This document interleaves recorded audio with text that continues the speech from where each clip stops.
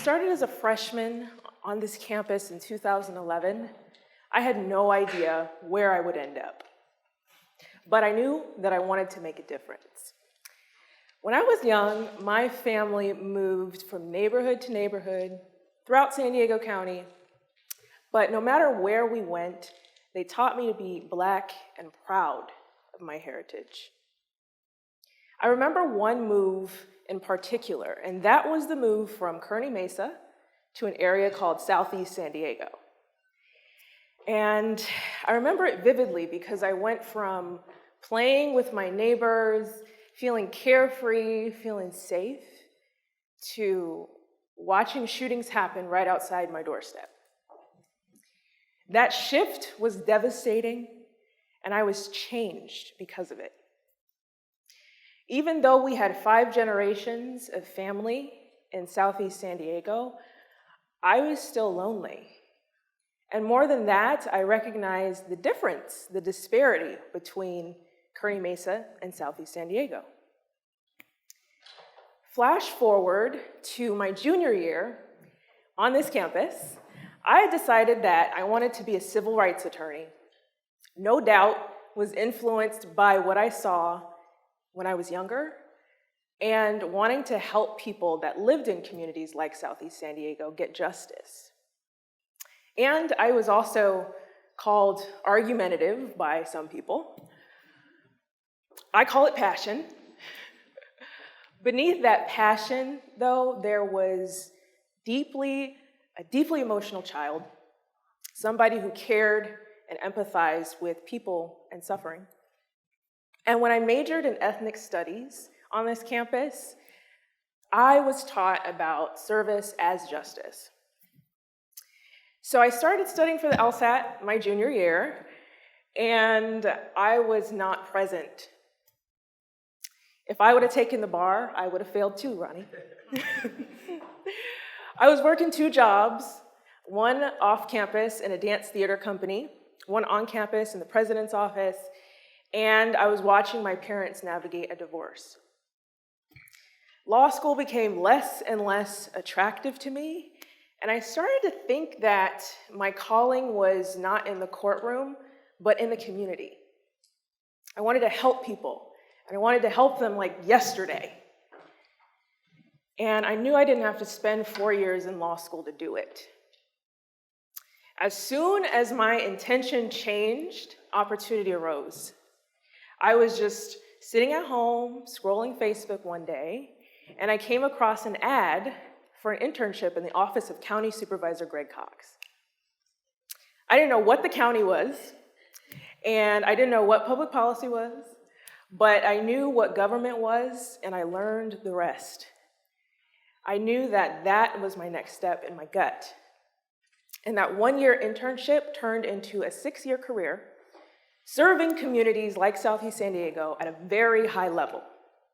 I was advising an elected official on public policy, and I was having influence on programs that impacted all residents in San Diego County.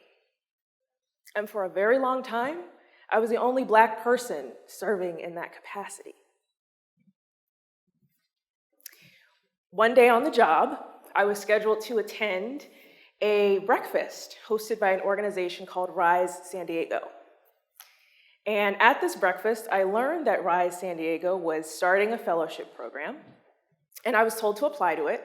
I applied, and I was accepted into the inaugural class of Rise Fellows 2015-16.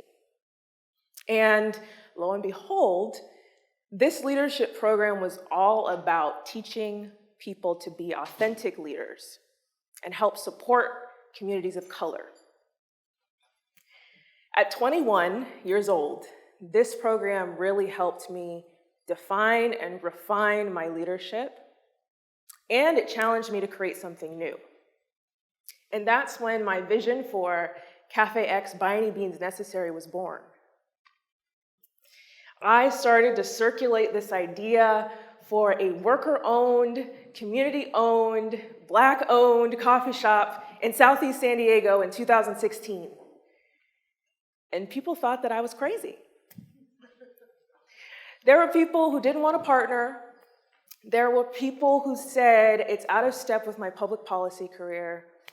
There were people who were content with the community library and they didn't know what a cooperative was and didn't need it. And I was discouraged. I realized at that point that I wasn't going to get everybody's blessing. And over the years, I realized that I didn't need it.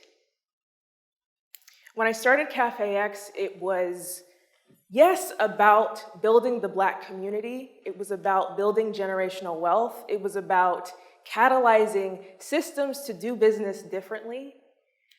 But for me, it was also about creating the community that I wanted to be a part of, just like I wanted to do in Southeast when I was in 6th grade. So life continued to throw me curveballs. As I shopped around this idea, I had catastrophic events happen, like everybody. I had a miscarriage of a child I didn't know about. I had to get a restraining order and represent myself in court after having my boundaries violated by a former partner. My dad had a catastrophic injury and was told he wouldn't walk again, and he's now walking. We nursed him to health. All of that stuff happened, and I had to pause, and I had to allow spaciousness, and I had to process the lessons. I took on several more leadership opportunities. I went to therapy to heal, and I went back to this school, and I majored, and I got my master's in nonprofit leadership and management.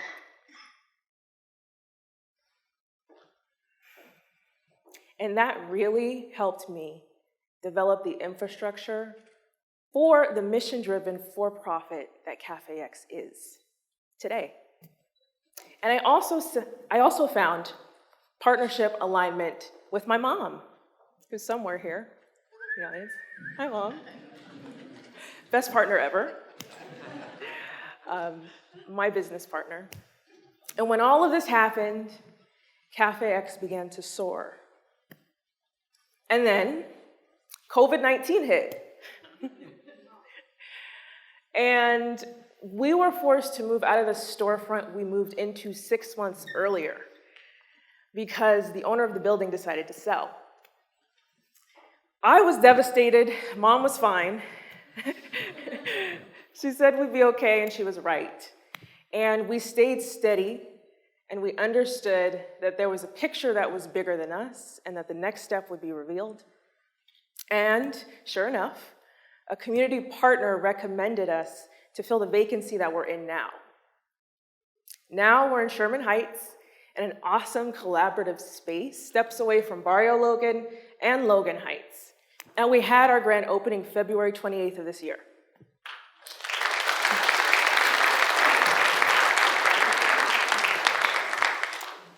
At that grand opening, I cried.